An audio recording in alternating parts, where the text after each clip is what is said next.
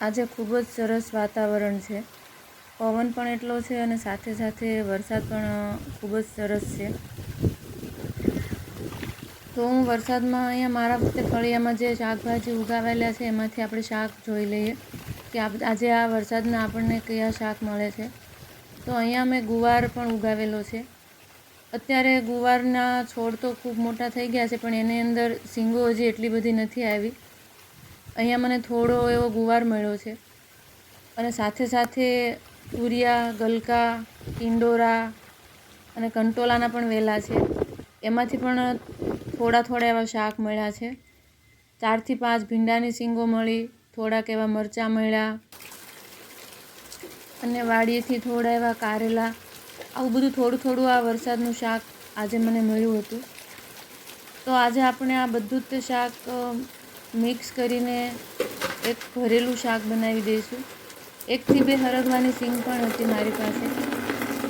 તો આ બધું વરસાદના પાણીથી સરસ શાક ધોઈ નાખીશ. આમ તો શાક ધોવાની જરૂર નથી, કેમ કે આ બધું શાક મારું ઓર્ગેનિક છે અને વરસાદ પણ 3 દિવસથી સરસ આવે છે, એટલે બધું શાક છોડવા ઉપર જ ધોવાઈ ગયું છે. તો પણ આપણા મનની શાંતિ માટે આપણે એક વખત પાણીમાં શાક બધું ધોઈ લઈશું. અહીંયા મને કંટોલા, ટિંડોરા, ભીંડા, કારેલા, ગુવાર, સરગવો, ગલકા અને એક નાનું એવું તુરિયું અને 3 થી 4 મરચાં, આટલું બધું શાક મેં ધોઈને સારી રીતે કપડાથી લૂછી નાખ્યું છે. હવે આપણે આ બધા જ તે શાકને સરસ રીતે સુધારી લઈએ, એટલે કે જે ભરવાના છે એને વચ્ચેથી કટ કરી લઈશું અને ગુવારની શીંગોને, ટિંડોરાને એ બધું ખાલી એમ જ કટકા કરી લઈશું. આજે આપણે આ શાક ચૂલે બનાવવાના છીએ. ચૂલાનું જે રસોઈ બનાવેલી હોય એ ખાવામાં ખૂબ જ મીઠી લાગે અને એનો ટેસ્ટ પણ એક અલગ આવે. આજે વરસાદ પણ એટલો છે અને સાથે સાથે પવન પણ ખૂબ છે. કિચનની બહાર રસોઈ બનાવવાની ખૂબ મજા આવે. તો આપણે આજે બહાર ચૂલે જ તે રસોઈ બનાવીશું. સાથે સાથે આપણે મિક્સ સબ્જીની સાથે આપણે ઘઉંની રોટલી બનાવીશું. અને આ સબ્જી એક આપણે જે ગુજરાતી ઊંધિયું ખાતા હોઈએ એના જેવો ટેસ્ટ આવે, કેમ કે આના અંદર બધા જ તે શાક આવી ગયા છે.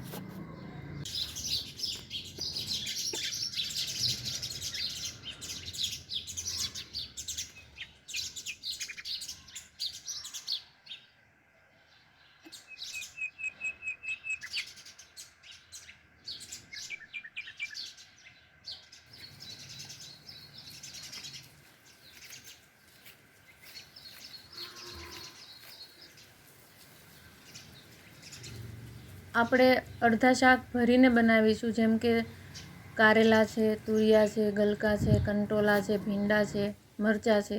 એ બધાને ભરવા માટે આપણે મસાલો તૈયાર કરી લઈએ. તો મસાલા માટે અહીંયા મેં એક ખાણીની અંદર એક મરચું અને એક આદુનો ટુકડો લઈ લીધો છે. એના અંદર હું મીઠું નાખીશ, સિંગદાણા, 2 ચમચી જેટલા તલ. સિંગદાણા અને તલનો ટેસ્ટ સારો આવે. આ બધી વસ્તુ ભેગી કરીને હું સરસ રીતે ખાંડી નાખીશ. તમે મિક્સરમાં પણ પીસી શકો છો, પરંતુ ખાંડવાથી આનો ટેસ્ટ વધારે સારો આવશે.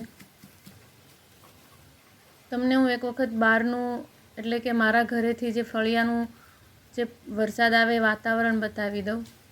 તો અહીંયા ખુલ્લી જગ્યામાં ખૂબ જ મજા આવે. વરસાદ પણ સરસ આવે છે અને બપોરના અત્યારે 11:30 વાગી ગયા છે, તો પણ એવું લાગે કે જાણે સવારના 7 વાગ્યા હોય. એટલો સરસ ઠંડો પવન અને ખૂબ સરસ વરસાદ આવે છે.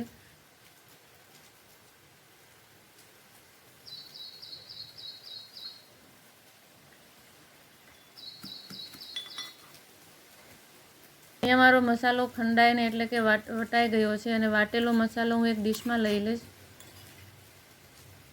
સાથે સાથે આપણે એના અંદર 1 ચમચી ચણાનો લોટ ઉમેરી દઈશું, ધાણા જીરું પાવડર, હળદર પાવડર, લાલ મરચું પાવડર અને સાથે થોડો એવો ગોળ નાખીશું, કેમ કે શાકની અંદર કારેલા પણ છે, એટલે કારેલા માટે આપણે થોડો ગોળ નાખીશું. થોડો ગરમ મસાલો અને એકદમ તાજું લીંબુ. એની સુગંધ એટલી સરસ આવે એ થોડું એવું લીંબુ નાખી દઈશું. અને હવે આપણે એમાં થોડું તેલ નાખીને મસાલો આપણે સારી રીતે મિક્સ કરી દઈએ. આમાં આપણે ચણાના લોટનું પ્રમાણ ઘણું બધું મેં ઓછું રાખ્યું છે, કેમ કે ચણાના લોટથી શાક થોડુંક વધારે લોટ લાગે, એટલે આપણે આમાં સિંગદાણા અને તલનો જે મસાલો આવે એ બનાવીશું.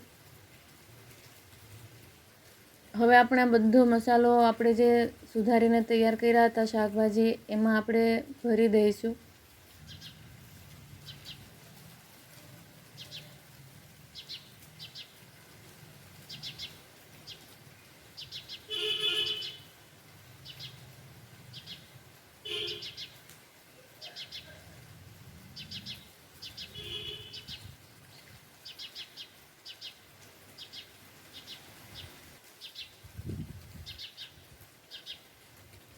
અહીંયા મારા બધા જ તે શાક ભરાઈ ગયા છે. થોડો એવો મસાલો મારો વધ્યો છે, એ આપણે સાઈડમાં રાખી દઈએ. એનું આપણે ગ્રેવી કરીશું. અને એની અંદર મેં થોડા લીલા કાંદા પણ સુધારી નાખ્યા છે. આ કાંદા મારા સફેદ કાંદાવાળા કાંદા છે. એ હું 1-2 કાંદા આમાં પણ સુધારીને નાખીશ. અત્યારે આ વરસાદની મને અહીંયા ફ્રેશ કોથમીર નથી મળી, તો તમારી પાસે હોય તો તમે એ પણ નાખી શકો. અહીંયા આપણે ચૂલા ઉપર હવે આ લોયું ગરમ થઈ ગયું છે, એના અંદર આપણે થોડું તેલ નાખી દઈશું. તેલ થોડુંક આપણે વધારે નાખીશું, કેમ કે આપણે એના અંદર પહેલાં આપણે બધા શાક તળી લઈશું, એટલે કે થોડા 60-70% જેટલા શાક આપણે તેલમાં જ તે તળી લેવાના છે. તો એના અંદર પહેલાં મેં કારેલા, કંટોલા, ટિંડોરા અને ગલકા એ નાખી દીધા છે. એ થોડા 5 મિનિટ માટે સતળાઈ જાય પછી આપણે એની અંદર બધાય ભીંડાની સીંગ, ગુવારની સીંગ, મરચાં, સરગવો જેટલા આપણા વધેલા શાક છે આપણે એ એડ કરી દઈશું અને થોડી વાર ઢાંકીને એમ જ તે બફાવા દઈશું. હવે આપણું આ શાક લગભગ 60% જેવું સતળાઈ ગયું છે અને કલર પણ ચેન્જ થઈ ગયો છે. તો હવે આપણે એને એક ડીશમાં અલગથી કાઢી લઈશું.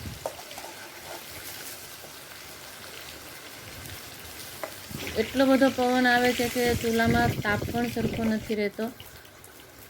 હવે આપણે એ જ તે તેલની અંદર રાઈ, જીરું અને થોડી હિંગ નાખી દઈશું અને ટમેટાં અને જે કાંદા સુધાર્યા હતા એ કાંદા નાખીને થોડી વાર ટમેટાં ગળવા દઈએ.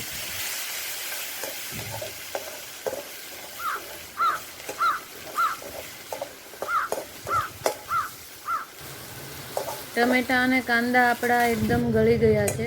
હવે આપણે એના અંદર મરચું પાવડર, હળદર પાવડર અને ધાણા જીરું પાવડર નાખીને મસાલા થોડી વાર સાતળી લઈએ. મસાલા સતળાઈ જાય એટલે આપણે એમાં 1 ગ્લાસ જેટલું પાણી નાખી દઈશું, કેમ કે આપણે ગ્રેવીવાળું થોડું શાક કરવાનું છે અને હજી આપણે જે 60% જેવા શાક તળ્યા છે એ પણ આમાં થોડી વાર રંધાવા દેવા પડશે. હવે આપણે એની અંદર થોડા તલ નાખીશું અને ગરમ મસાલો નાખી દઈએ. અહીંયા મેં અજમા મસાલામાં નાખવાના રહી ગયા હતા, તો હું અત્યારે જ તે હાથથી ચોળીને નાખી દઈશ અને બધું સારી રીતે મિક્સ કરીને એક ઉભરું આવે ત્યાં સુધી બધું હું ઉકળવા દઈશ.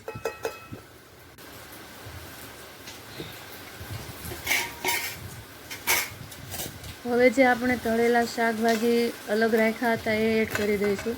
સાથે સાથે થોડો મસાલો આપણો વધ્યો તો એ પણ નાખી દઈશું, જેથી કરીને આપણું ગ્રેવી થોડું ઘટ થઈ જાય. અને હવે હું આને સારી રીતે મિક્સ કરીને એકદમ બફાવા દઈશ. બધા શાક એકદમ ગળી જાય ત્યાં સુધી આપણે એને આમ જ રહેવા દઈશું. સ્વાદ મુજબ આપણે મીઠું નાખી દઈશું, જેથી કરીને આપણા શાક ગળી જાય. અને સાથે સાથે થોડું લીંબુ નાખીશું અને થોડું ગોળ પણ નાખીશું. મેં તમને આગળ જ કીધું હતું કે આપણા શાકની અંદર કારેલા છે, એટલે શાકનો ટેસ્ટ થોડો કડવો આવે એના માટે આપણે ગોળ નાખીશું. અને ગોળ નાખીશું તો સાથે સાથે થોડી ખટાશની પણ જરૂર પડશે, એટલે મેં આમાં થોડું એવું લીંબુ પણ નાખ્યું છે. હવે આપણે આ બધા જ શાકને ઢાંકીને આમ જ બફાવા દઈએ અને 5 મિનિટ પછી ખોલીને જોયું તો એકદમ મારું શાક પાણી બળીને સરસ બધા શાક રંધાઈ ગયા હતા. ગ્રેવી સાથે સરસ આપણું શાક તૈયાર થઈ ગયું છે બનીને. હવે આપણે એને ચૂલા ઉપરથી નીચે લઈ લઈશું, જેથી કરીને આપણું શાક દાઝી ન જાય અને ઢાંકીને એમ જ રહેવા દઈશું કે આપણું શાક એકરસ થઈ જાય અને સરસ રીતે બફાઈ જાય. અહીંયા આપણે રોટલી બનાવવાના છીએ આની સાથે. તમે પરાઠા કે પૂરી પણ બનાવી શકો છો. પરંતુ આજે હું રોટલી સાથે જ આ શાક સર્વ કરવાની છું. તો રોટલી પણ હું આજે ચૂલે જ બનાવવાની છું. એના માટે મેં તાવડી મૂકીને મારી રોટલી બનાવવાનું મેં ચાલુ કરી દીધું છે. ચૂલે બનાવેલી રોટલી પણ ખૂબ જ તે સોફ્ટ અને મીઠી લાગે છે. સાથે સાથે વરસાદ પણ ખૂબ જ આવી રહ્યો છે અને વરસાદ છેક ચૂલા સુધી એના પાણીના ટીપાં આવે છે. તો રસોઈ બનાવવાની પણ ખૂબ જ મજા આવે. ખુલ્લી જગ્યામાં ચૂલો હોય અને ચૂલા ઉપર જે રસોઈ બનાવતા હોઈએ તે કિચન કરતાં બહાર રસોઈ બનાવવાની વધારે મજા આવે અને ખાવાની પણ ખૂબ મજા આવે, કેમ કે ચૂલે રસોઈ બનાવી હોય એનો ટેસ્ટ આખો અલગ હોય છે. અહીંયા મારી રોટલી પણ ચૂલા ઉપર સરસ થઈ છે. હવે આપણે રોટલી ઉપર ઘી લગાવીને સારી રીતે મૂકી દઈશું, જેથી કરીને આપણી રોટલી સોફ્ટ થઈ જાય. અહીંયા મારું શાક મેં ખોલીને જોયું તો એકદમ તૈયાર છે. અહીંયા મેં શાકની ઉપર લીલા કાંદા થોડા રાખ્યા હતા, એ આપણે નાખીશું. મારી પાસે ફ્રેશ કોથમીર નથી, જો તમને મળે તો તમે એ નાખો તો એનો ટેસ્ટ વધારે સારો આવે. હવે આપણે થાળી તૈયાર કરી લઈશું. તો અહીંયા તમે જોવો છો કે શાક બધું એક રસ સરસ થઈ ગયું છે અને હજી પણ મેં જે ચૂલાની ઉપર ગરમ હોય એના ઉપર લોયું મૂક્યું તો શાક મારું હજી પણ બફાયા કરે છે અંદર. આ શાકની સુગંધ એટલી સરસ આવે છે કે એમ જ મોઢામાં પાણી આવી જાય. ખાવામાં પણ ખૂબ જ આ શાક મીઠું બન્યું છે. મેં આમાં ચણાના લોટનું પ્રમાણ ખૂબ જ ઓછું રાખ્યું હતું. શીંગ અને તલના પીસીને નાખવાથી શાકનો ટેસ્ટ વધારે આવે છે. મેં આમાં લસણ નથી નાખ્યું. અગર તમે લસણ તમારી પાસે હોય તો તમે લસણ પણ નાખી શકો છો. હવે આપણે જે ઊંધિયા જેવું જે શાક હતું એ શાક, ચૂલે બનાવેલી રોટલી, આજે મને વાડીમાંથી એક સીભડું મળ્યું હતું, કાકડી જેવું ટેસ્ટ આવે એનું, એના ઉપર આપણે થોડું મીઠું નાખીશું. સાથે સાથે આજે આપણે દહીં સાથે સર્વ કરવાનું છે. તો આ દહીં પણ ગાયના દૂધનું સરસ છે, એકદમ તાજું દહીં. અહીંયા મારી જમવા માટે થાળી તૈયાર છે અને ખૂબ જ તે સરસ દેખાય છે. શાક જોવામાં જેટલું સરસ લાગે છે એટલું જ તેનો ટેસ્ટ પણ સરસ છે.